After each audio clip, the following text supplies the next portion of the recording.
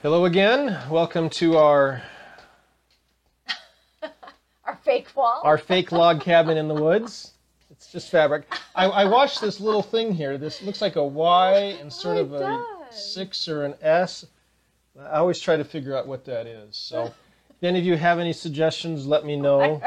Like a brand on a piece of wood there or something. I'm just trying to figure it out. But hey, I'm Jeremy Myers. This is Wendy Myers. We're talking about my book, Adventures in Fishing for Men, a satire on Christian evangelism. It means we're lightly making fun of evangelism by also and through a story, while also making some suggestions on how we can truly live and love like Jesus in this world to actually introduce them to Jesus in a real, meaningful, and helpful way. And in this lesson, we're discussing chapter 12, which is titled Meeting Fish Needs. And I talk about in the first paragraph this approach to fishing called needs-oriented fishing. If you're familiar with evangelism, there's an approach to evangelism and church growth, which is needs-oriented. Needs-oriented evangelism, needs-oriented fishing. And what he does or describes in the second paragraph is, in fact, what churches do who have this approach to evangelism and church growth. Typically, they have a little committee or a group that sits together and they brainstorm about the people in their community, what their needs might be, what their interests might be, what their desires might be, what they find entertaining and enjoyable, activities they're in. Very, very often, they will, in fact, conduct a door-to-door survey or send out some sort of, poll or something in the community to find out, hey, we're in town, or, what are your 3 biggest needs? What are your worries? What are your fears? What could you use help on? These sorts of things. And then they preach on those. Yeah, that's right. Well, and that's the point. They're doing this in an attempt to make themselves and their church more relevant or more interesting to the people in the community. And this was a big approach to the church growth movement in the late 70s and early 80s, and then even on into today a little bit. Because, the church from the 40s and 50s and 60s, really stuffy churches, 3-piece suits, hymns, singing from hymnals, long sermons from the pastor. And so the church numbers started to decline, so people started to do this to try to attract more people to church. Wear shorts. Yeah, clothing changes, music style changed, sermons got shorter. Sometimes sermons are more like a comedy club than an old style sermon from the Bible. They got concert lighting and concert stages. Gave away Hummers. That actually happened in church when we were in Dallas, Texas. Yeah. There was a church in town that had a raffle for a yellow Hummer. I tell you what, that brought the people to church because people need a Hummer. Yeah, for one day it brought them to church. But that's exactly what this chapter is about. Now, the chapter is sort of humorous in that how he goes about this, the fisherman trying to figure this out for fish. I mean, fish are different than people. Shocker, right? And he's right, fish don't really do much except for eat and swim. Yeah. And so he tries to eat like a fish and swim like a fish in order to understand how a fish thinks. Right. And there's not a whole lot of parallels between that and evangelism, except that a lot of times when Christians are trying to learn what their community wants and needs and learn to think like a non-Christian, we end up looking pretty foolish and acting pretty stupid a lot of times in what we say and do. And it doesn't really help a lot of times because, people are like, you guys are a little weird. And so that's sort of just what that chapter's about.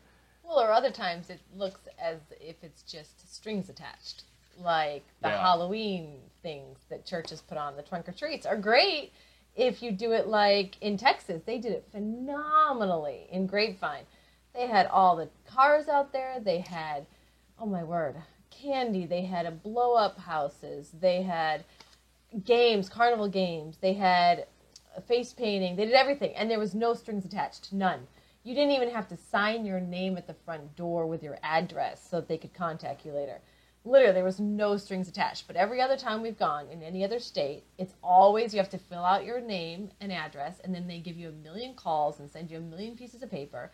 And then in order to get the food, you actually have to sit through a 30-minute devotional. It's just like it's all this stuff that they try and say, oh, but we're being helpful. We're giving you your candy in a safe environment.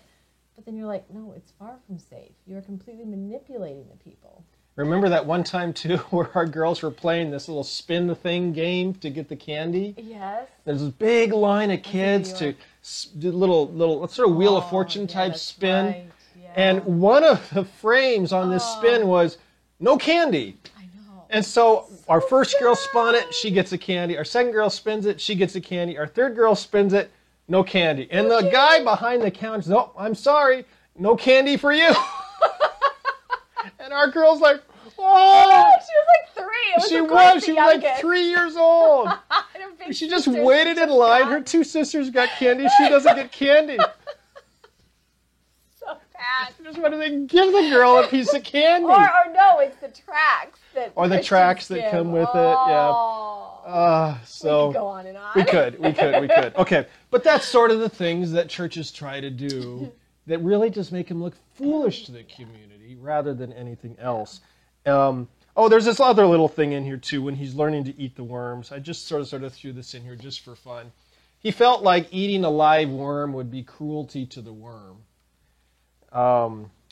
He says, I cannot imagine it wanted to die a horrible death of getting crushed by my teeth and then dissolving away in my stomach. And he's thinking about the worm and so on. And then at the last sentence of the paragraph, he goes down to eat. And his wife, he says, I love how my wife, she makes the best veal. And it's just sort of funny to me because of how mistreated.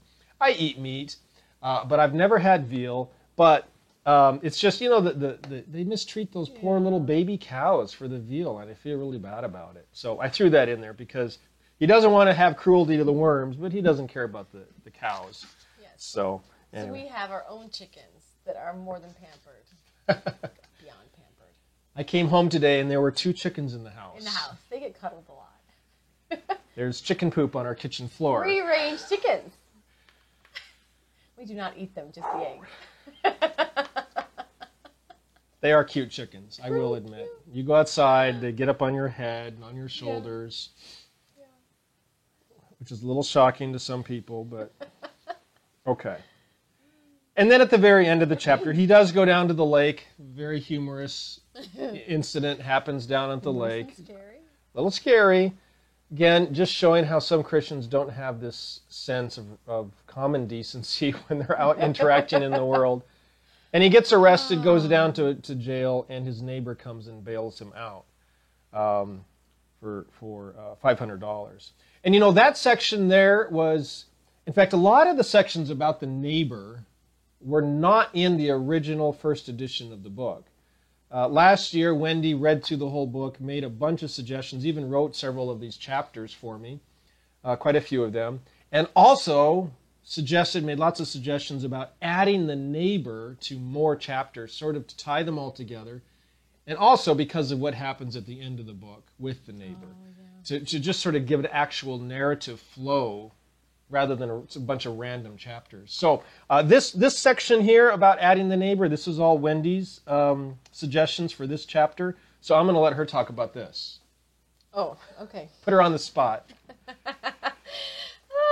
We just wanted to kind of give the neighbor the continual character trait that he was the true fisherman, which if you've read the whole book, he's actually the true fisherman. And as you can see, he actually spends the money to bail the guy out. And of course, the guy's not going to pay him back. Again, completely. Doesn't even offer. Just assumes. Oh. And just assumes that it's, of course, his good deed for the day, right? So it again shows that the neighbor is meeting the need. He's the only one that is actually meeting a need. He's there right away when his neighbor needs him, pays the money, doesn't even ask for it, just kind of throws it out there that it was $500, thinking maybe, he'll be good-natured enough to pay him back. But of course not. He doesn't get the hint. And he didn't conduct a survey.